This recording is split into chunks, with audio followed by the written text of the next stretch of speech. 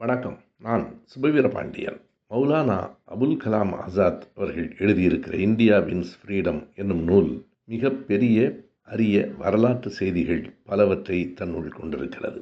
1939ஆம் ஆண்டு செப்டம்பர் மாதம் அவர் காங்கிரஸ் கட்சியினுடைய தலைமை பொறுப்பை ஏற்றுக்கொண்டார். அப்போதுதான் இரண்டாவது உலகப் போர் தொடங்கி இருந்தது. செப்டம்பர் 3ஆம் தேதி போலந்தை ஜெர்மனி தாக்கியது.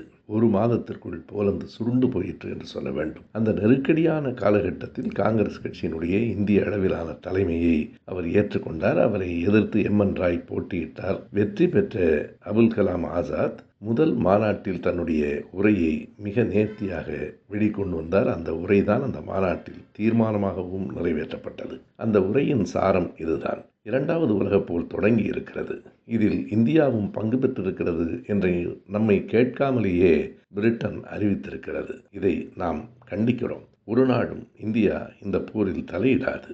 தன்னுடைய ஏகாதிபத்திய நலனுக்காக பிரிட்டன் இந்த போரில் கலந்து கொண்டிருக்கலாம். நமக்கு அதை பற்றி கவலை இல்லை. சுரண்டும் பிரிட்டனோடு நாம் கைகோக்க மாட்டோம் என்ற அவருடைய உரையே தீர்மானமாகவும் வெளிப்பட்டது.